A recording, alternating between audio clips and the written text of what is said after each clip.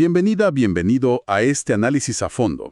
Hoy nos vamos a meter con un evento que ha generado bastante ruido, bastante confusión también. Una reunión de emergencia, convocada por la administración Trump, para los más altos mandos militares de Estados Unidos. La situación fue así, bastante insólita. Este martes pasado, 30 de septiembre de 2025, cientos de generales de almirantes fueron llamados urgentemente, desde todas partes del mundo hasta Quantico, en Virginia. Y lo curioso, según los primeros reportes, es que no les dijeron para qué era. O sea, una convocatoria repentina masiva y sin saber el motivo exacto de entrada. Para entender qué pasó ahí y qué podría significar, nos vamos a basar en la cobertura de varias fuentes: Associated Press, The Guardian, People, CBS News, The Independent. Nuestra misión hoy, desglosar los mensajes clave de esa reunión y, bueno, explorar un poco las implicaciones, siempre basándonos en lo que estas fuentes reportaron. Muy bien, pues, entremos en materia. El primero en hablarle a esta élite militar fue el secretario de Defensa Pete Hegseth. Hay que recordar que él está al frente de lo que ahora llaman, aunque todavía falta que el Congreso lo apruebe, el Departamento de Guerra. Y su discurso, de casi una hora, según AP, marcó un tono, pues muy confrontacional. Desde el principio. Declaró el fin, de lo que él llamó una era de liderazgo políticamente correcto. También usó los términos sensiblero y woke en las Fuerzas Armadas. Este último woke, que se usa mucho en Estados Unidos para criticar, digamos, cierta sensibilidad social. Hegseth criticó abiertamente las promociones que, según él, se habían basado en cuotas, o sea, por raza o género, o en buscar primeras veces históricas. Y The Guardian recuerda que esto pasa después de que Hegseth ya hubiera quitado de su puesto a figuras como el general afroamericano C.Q. Brown. Sí, y es fundamental entender el marco que pone Hegseth aquí. O sea, no son solo cambios administrativos. Él lo presenta explícitamente como una batalla cultural, dentro de las propias Fuerzas Armadas. Habló, según las fuentes, de eliminar lo que llamó basura ideológica tóxica. Y fue muy específico, ¿eh? Mencionó los meses de identidad, como el mes de la historia negra, el mes del orgullo, también las oficinas de diversidad, equidad e inclusión, las DEI. Incluso, fíjate, se burló de la adoración al cambio climático y de tipos con vestidos. O sea, está trayendo directamente al ámbito militar los debates más polarizados de la sociedad civil. Ciertamente. Y esa confrontación llegó hasta un tema muy básico, la apariencia física. The Guardian reporta una frase, bastante directa: las tropas gordas cansan la vista, y dijo que era inaceptable ver generales y almirantes gordos. Anunció una política inminente de mayor exigencia física.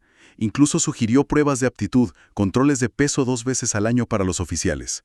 ¿Qué implica este énfasis tan fuerte? Bueno, más allá de la preocupación obvia por la salud y la preparación física, que siempre ha estado ahí en la cultura militar, este enfoque tan público y con ese lenguaje tan crudo, tiene varias capas, ¿no? Por un lado, se puede leer como un intento de imponer una disciplina externa muy visible.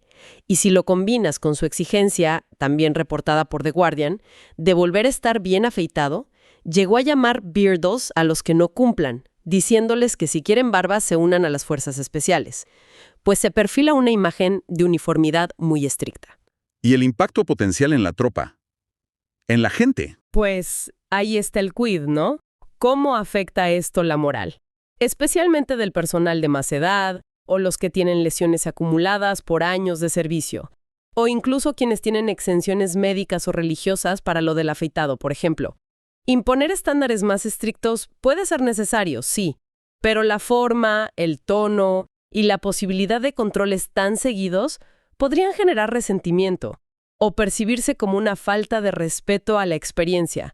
Podría llevar a que oficiales muy valiosos consideren irse antes, ¿no? Y hablando de estándares, aquí viene un punto que, según todos los reportes, generó muchísima discusión, interna y externa. Hegseth habló de los estándares físicos para todos los puestos de combate, y su directiva fue volver a lo que llamó el estándar masculino más alto para cada posición. Exacto. Y aunque usó la frase neutral en cuanto al género, Sí. las fuentes como AP y The Guardian son claras. El mensaje de fondo era inequívoco. Citando a Hegseth, si las mujeres pueden lograrlo el estándar masculino, excelente. Si no, es lo que hay. Si eso significa que ninguna mujer califica para algunos trabajos de combate, que así sea. Wow.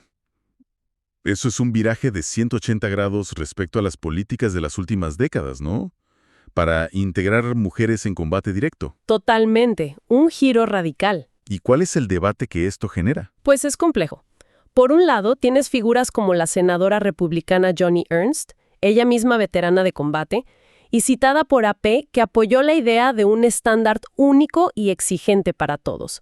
Dice que la misión requiere lo máximo sin importar el género. Ajá. Pero, por otro lado, voces como la de Janessa Gondbeck, también veterana y activista citada por AP, lo calificaron de teatralidad de guerra cultural. Al estilo He-Man, dijo, sugiriendo que es más ideológico que práctico, que ignora los avances y podría cerrar puertas a mujeres calificadas, simplemente porque el estándar se diseñó históricamente para hombres. Pone sobre la mesa dudas enormes sobre el futuro de las mujeres en infantería, artillería, fuerzas especiales. Hegseth no paró ahí, también tocó la disciplina interna, el liderazgo. Anunció una revisión de las definiciones oficiales de liderazgo tóxico, acoso o bullying, y novatadas o hazing. Su justificación, según The Guardian y AP, es que quiere empoderar a los líderes, para que impongan estándares sin miedo a represalias, porque sentía que esos términos se habían usado como armas y bastardeado. ¿Cómo se lee esto en el contexto militar de hoy? Este es un punto extremadamente delicado, ¿eh? Llega después de años, décadas incluso, de esfuerzos institucionales muy sonados para erradicar justo esas conductas. Esfuerzos motivados por escándalos graves, investigaciones del Congreso, tragedias personales, suicidios de soldados incluidos. Investigaciones posteriores mencionadas por AP vincularon esos casos a liderazgos abusivos, a acoso constante. Entonces, la preocupación inmediata que surge en muchos lados, veteranos legisladores, es que esta revisión puede interpretarse como una luz verde para relajar la vigilancia sobre esos comportamientos, debilitando protecciones que costó mucho construir. Y parece que también tocó el tema de las redes sociales. Sí, CBS News y The Guardian reportan eso. Mencionó la intención de poner nuevas políticas sobre el uso de redes sociales por parte del personal militar. Calificó las quejas anónimas online sobre los mandos como cobardía y criticó páginas o foros donde los soldados expresan frustraciones o denuncian problemas con sus superiores. Claro, esto choca con la idea de que a veces esos canales anónimos son la única vía que algunos sienten tener para reportar abusos sin miedo a represalias directas. Es una tensión ahí, entre la disciplina y el derecho a expresarse o denunciar. Y el cierre de su discurso fue, digamos, directo al grano. Según The Guardian, lanzó una invitación clarita a los presentes. Si algún general o almirante no estaba de acuerdo con su visión, con sus directrices, le pedía hacerlo honorable y renunciar. Una línea bastante dura para trazar ante la cúpula militar. Sin duda, es un ultimátum claro. O estás con el programa o estás fuera. Esto se puede interpretar como una exigencia de lealtad personal, ¿no? Por encima de la tradicional independencia militar y el deber de dar consejo franco, aunque sea crítico. Pone a los líderes militares en una posición muy incómoda. Y esa nota de autoridad resonó de manera diferente pero igual de contundente cuando habló el propio presidente Trump. Su discurso, según AP y CBS News, fue esa mezcla tan suya. Advertencias, a veces veladas, a veces no tanto, promesas grandilocuentes, comentarios sobre temas variados, no todos estrictamente militares. Empezó con una broma sobre el silencio que había en la sala. Según People Magazine, les dijo algo así como: si no les gusta lo que estoy diciendo, pueden irse de la sala. Claro que ahí se va su rango, ahí se va su futuro. Y esto provocó algunas risas nerviosas. Hay que recordar el contexto. Antes de la reunión, Trump había dicho a la prensa, como recogió People, que si no le gustaba a alguien allí presente, lo despediría en el acto. ¿Cómo leer esa apertura? Aunque sea en broma, ese comentario inicial refuerza la dinámica de poder de forma muy explícita. Les recuerda quién manda sobre sus carreras. La reacción de los generales, descrita por varios medios como AP, como mayormente impávida o con cara de póker, es interesante. Por un lado, refleja la cultura militar de disciplina, de respeto al comandante en jefe. Por otro, contrasta mucho con el fervor que Trump suele generar en sus mítines, ¿no? Indica una tensión de fondo, una profesionalidad apolítica mantenida a duras penas en una situación muy cargada políticamente. Varios observadores notaron esa tensión. Luego vino una propuesta que, según AP y CBS News, generó bastante alarma. Trump sugirió usar ciudades estadounidenses que él considera peligrosas, mencionó Chicago específicamente, como campos de entrenamiento para el ejército regular y la Guardia Nacional. Habló de combatir una supuesta invasión desde adentro y un enemigo interno. Esto suena complicado, legal y políticamente. Complicado es poco. Es una propuesta extremadamente delicada, muy controversial. Toca directamente los cimientos de la relación entre el poder militar y la autoridad civil en Estados Unidos.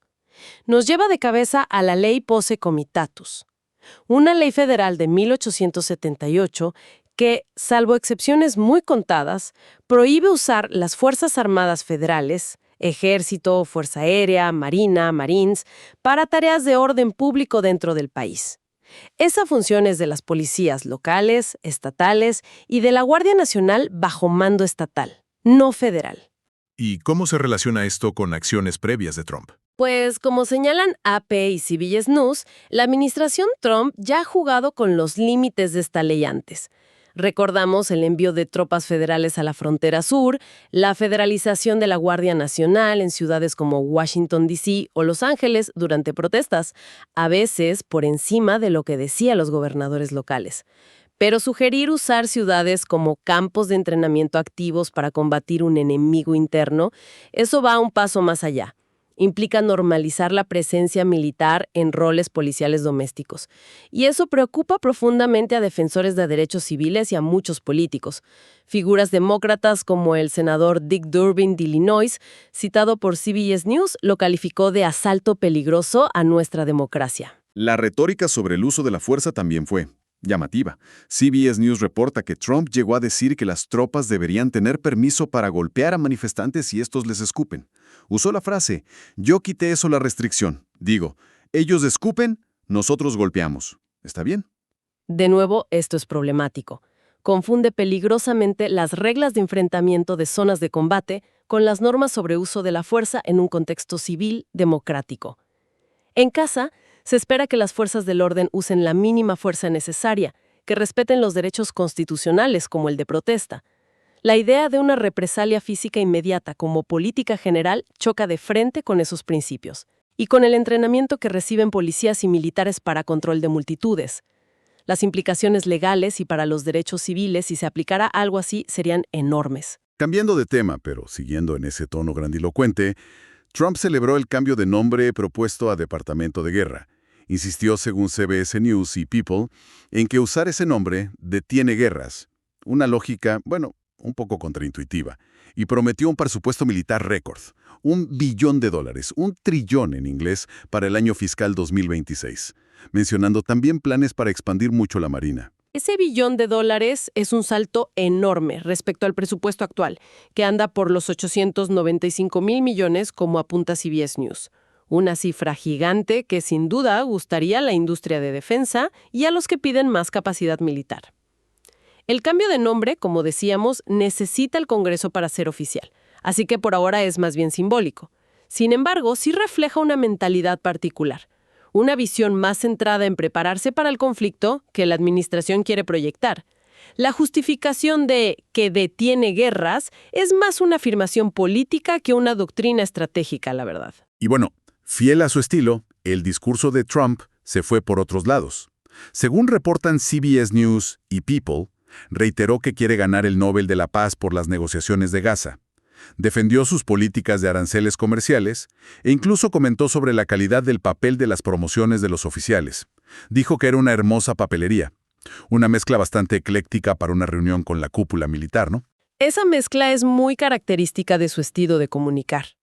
Para los militares allí, acostumbrados a briefings estructurados, centrados en estrategia, esta divagación pudo ser desconcertante o hasta frustrante. Refuerza esa sensación, que luego expresaron algunos en anónimo, de que la reunión tenía más de performance política que de sesión de trabajo militar seria. Hablemos de esas reacciones. Más allá de las caras serias durante los discursos, las críticas no tardaron en llegar cuando la información empezó a salir. El senador demócrata Jack Reed, una voz muy respetada en defensa, presidente del Comité de Servicios Armados del Senado, citado por AP, fue tajante. Calificó la reunión como una costosa y peligrosa dejación de liderazgo. Y desde dentro de las filas militares, aunque anónimamente, también hubo descontento. The Independent recogió testimonios de oficiales frustrados. Frases como, esto podría haber sido un email, o una pérdida total de dinero y tiempo, o que todo parecía más una conferencia de prensa que una reunión estratégica real. Eso sugiere un escepticismo profundo. Exacto. Y esa crítica no era solo por la logística o el costo de traer a cientos de altos mandos de todo el mundo a Quantico. Un exfuncionario de defensa, citado también por The Independent, señaló algo más grave: el riesgo estratégico inexcusable. O sea, el riesgo de haber concentrado a casi toda la cúpula militar en un solo lugar público relativamente expuesto, solo para escuchar discursos que muchos consideraron, según esta fuente, insulsos o de contenido principalmente político. Desde la perspectiva de seguridad operacional, fue una decisión muy cuestionable. Las críticas también fueron al contenido de los discursos, sobre todo al de Hegseth. Elliot Ackerman, un veterano condecorado de los Marines, con experiencia en Irak y Afganistán, ahora escritor, citado por The Independent, consideró el tono y el contenido del discurso de Hegseth como un insulto demencial, un insulto para toda una generación de militares que sirvieron y se sacrificaron en las guerras post-11S, bajo diferentes liderazgos y políticas, incluyendo las de diversidad que ahora se critican. Y a esto se suma el contexto personal del propio Hegseth, ¿no? The Guardian y CBS News han reportado controversias que lo rodean, incluyendo acusaciones sobre posibles manejos inadecuados de información clasificada en el pasado. Este trasfondo inevitablemente añade una capa de complejidad o hasta de ironía a su mensaje de autoridad férrea, disciplina y altos estándares. Son factores que los observadores y seguramente muchos militares presentes no pasaron por alto. La prensa internacional y varios analistas, como resume The Independent, también destacaron lo bizarro, lo extraño de la situación. La imagen de la élite militar de la mayor potencia mundial convocada no para discutir amenazas globales urgentes, sino para recibir reprimendas sobre su peso, la longitud de sus barbas y escuchar quejas de política interna y las llamadas guerras culturales. Pareció una desconexión total con los desafíos reales del mundo. Esa percepción de desconexión es clave.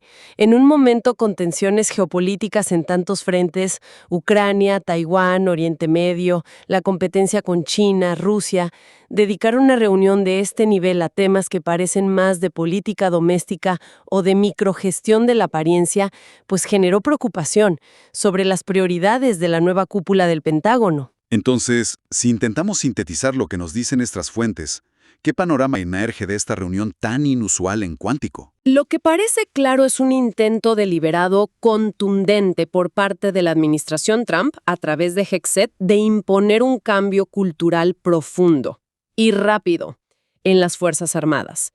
Se dibuja una visión muy específica, un énfasis extremo en la disciplina externa, en estándares físicos y de apariencia muy estrictos, modelados explícitamente sobre normas masculinas tradicionales. Vemos un rechazo frontal, sin matices, a las políticas de diversidad e inclusión de administraciones anteriores. Las enmarcan como ideología tóxica.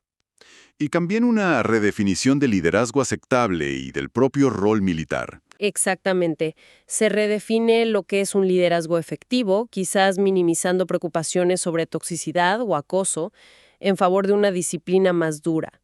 Y, quizás lo más preocupante para muchos observadores y para la tradición estadounidense, se perfila una visión más expansiva, más normalizada del posible uso del ejército en funciones de orden público dentro del país, bajo esa retórica de combatir un enemigo interno, sumado a la exigencia de renuncia para quien no esté de acuerdo.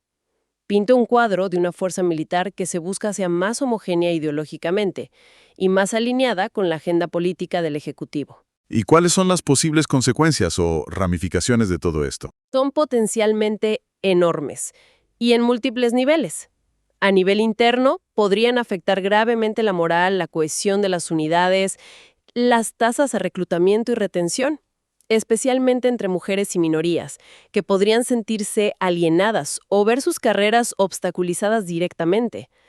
A nivel externo, plantea preguntas sobre la relación crucial entre las Fuerzas Armadas y la sociedad civil a la que sirven y protegen, sobre todo si se borra la línea del Posse Comitatus.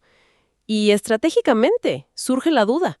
Este enfoque tan intenso en las guerras culturales internas, en la conformidad ideológica, ¿no distrae recursos, atención y energía de la preparación real para enfrentar los desafíos de seguridad global del siglo XXI?